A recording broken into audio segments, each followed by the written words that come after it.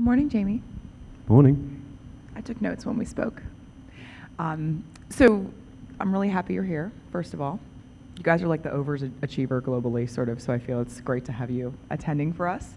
And on that note, give me some numbers. Talk to us about just, I mean, you guys are bigger than the UK, your global footprint, how many households are set-top boxes, and then I'd love to learn more also about your business, how sort of traditional linear relates to video and what those numbers are.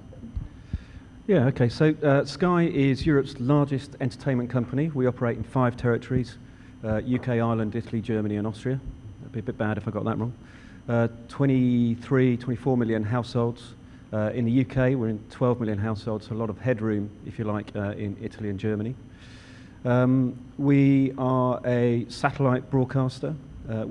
It's quite different in Europe in that we're vertically integrated, which isn't necessarily the case in the US and other territories. And by that I mean, we are a platform, we're a content owner, as well as a media sales house.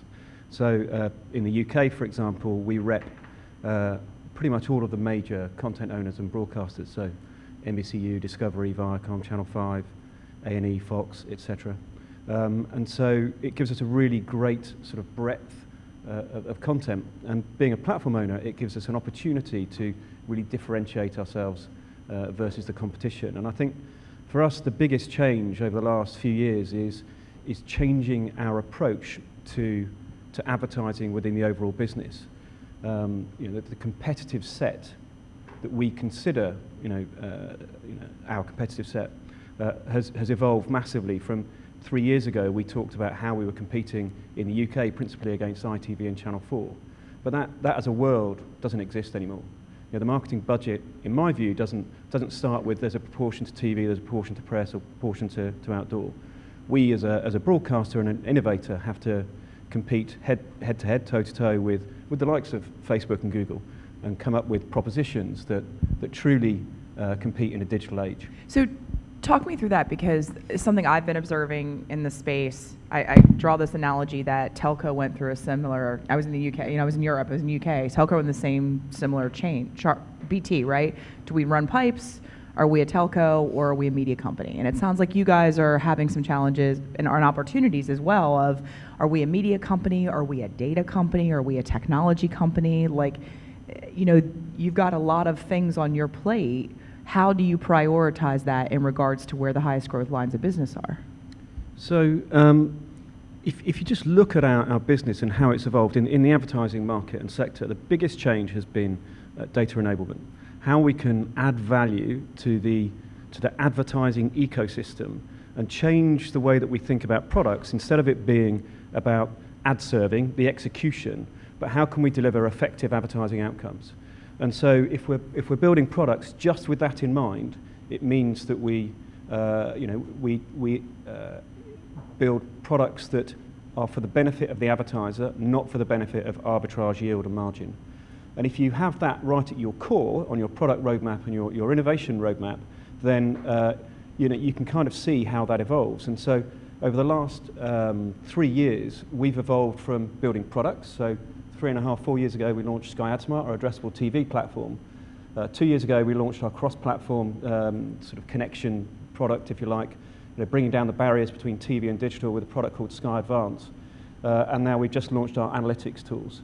So if you move away from that siloed sort of approach of products and think about what we're trying to do, we are attempting to elevate the conversation so we can be a true partner to brands in the same consideration set with Facebook, Google, and whoever else, but at that higher level where we can absolutely delineate the efficacy of media, we can absolutely improve the effective advertising outcomes, and we can become a partner rather than a seller.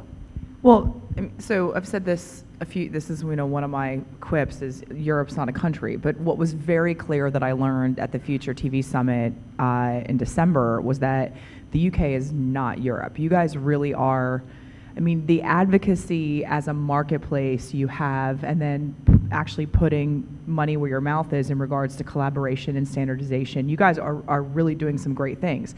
But Sky's footprint is now bigger than just the UK. So, 2 things. Where does standardization, how critical is that of a lever for you in order to enable you to accelerate at the speed you want? And then what does that mean for the continent, right? What does that mean for Austria and Italy?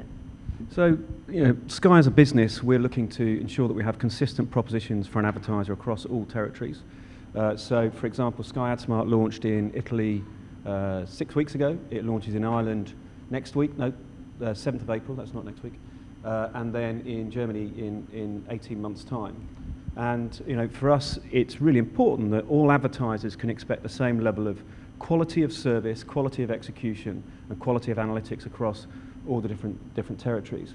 But I think when you move outside of the Sky ecosystem, I think TV has the best opportunity now to really differentiate itself. TV as a business should, I believe, have standardized currencies, metrics, and measurements. And I think we need to start thinking about the differential between, a view on a 3-inch screen versus a 52-inch screen. We need to think about what we are charging in terms of our currency.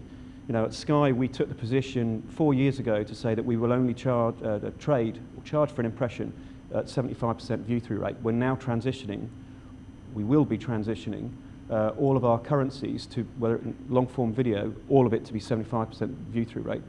In a high engaging, lean forward and lean back environment, not a utilitarian environment where brand messages excel and excite on the big screen. And I think, as an industry, we need to be more front foot. We need to lean into this debate, whether it be led by Mark Pritchard or whoever in at the ANA and the IAB events. But as an industry, when you look at pound for pound return on investment that TV generates, the studies from Thinkbox in the UK and EGTA across Europe, they prove pound for pound that TV is the best deliverer of profit and return on investment to advertisers. And I think we can take the moral high ground. We don't have fraud. We don't have non-human traffic. We have these environments, and it's important that we celebrate them.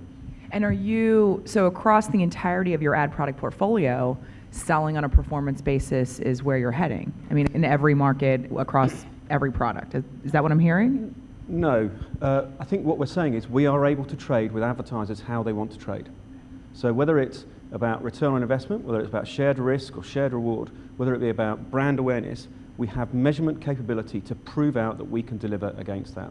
And for that to become a sea change in the market instead of just a step change with one sales house and one partner, how do you get, because the history shows that the UK, everybody kind of gets on board. It's also a little bit easier when you have sort of a lot of the media consolidated sales through media houses.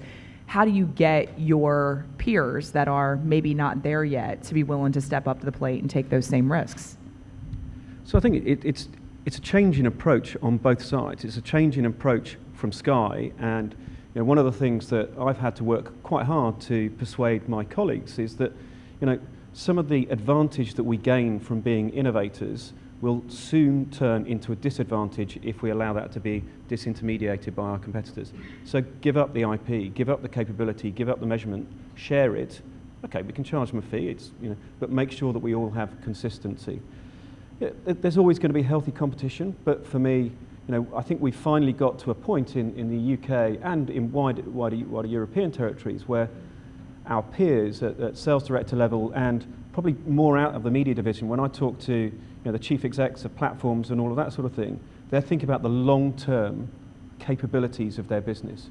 And so if we can license brand and product and solutions and services or share that capability, that white paper, we're protecting the long-term sort of performance and capability of TV overall.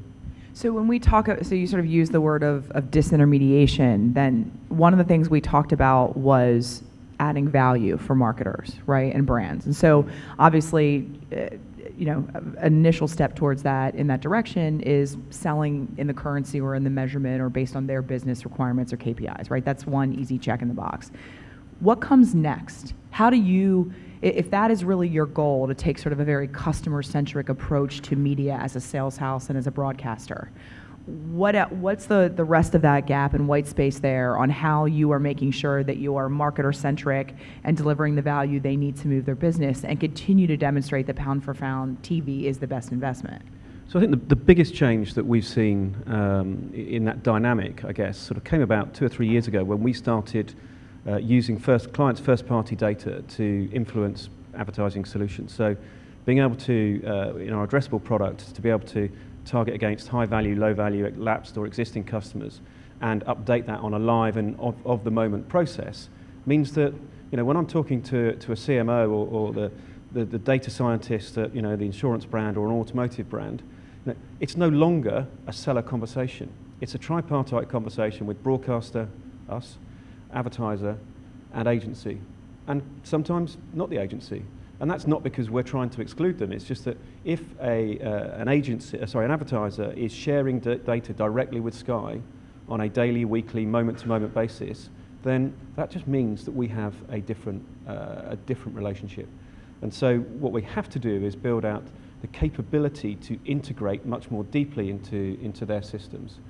And that's a whole separate work stream, which I've actually sort of, when I talk about it internally, I talk about it as customer service. We need to have better automation, better delivery, better integration.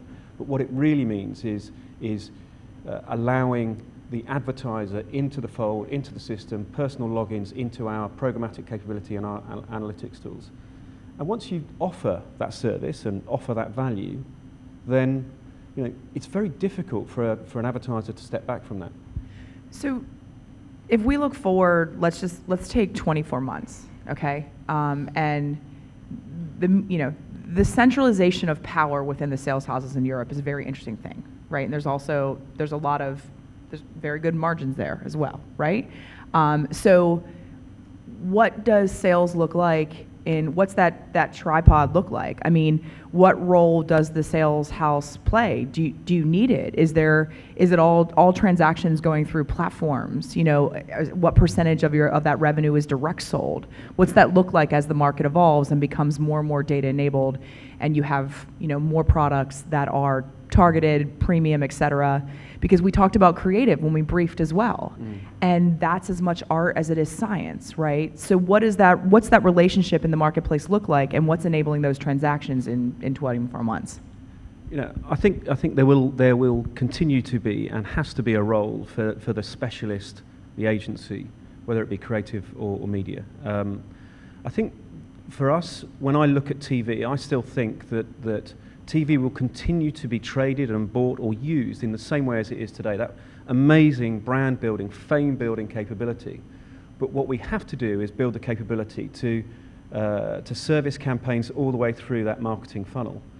So when I think about advanced advertising in the Sky 5-year plan, which we've just completed, it shifts from about 15% of our revenue, retained revenue, after we pay away to media partners, to nearer 40, and that's within 3 years. So it's a really important part of our growth. In terms of how we transact, we already have a pretty automated process, even in linear TV. Campaigns are automatically uploaded into the systems based on an agency approval. It's optimized, delivered back into the agency systems, on an automated process. But what we're working on with partners like Freewheel and Videology and DataZoo is our end-to-end capability in programmatic, but in a way that we can protect our own commercial data, our own data privacy, not just the customer data, which is really, really important, but I don't believe it's right that we give up our commercial sort of advantage, if you like, of data by allowing it to be harvested, and I genuinely mean that word, harvested, by I was about to swear then. It's very British, isn't it, to swear? Untrustworthy. You're in good company, Jamie. Unscrupulous networks, whether it be the ad tech or the trading desk or whatever. And building data compliance capability is my biggest challenge in the market at the moment.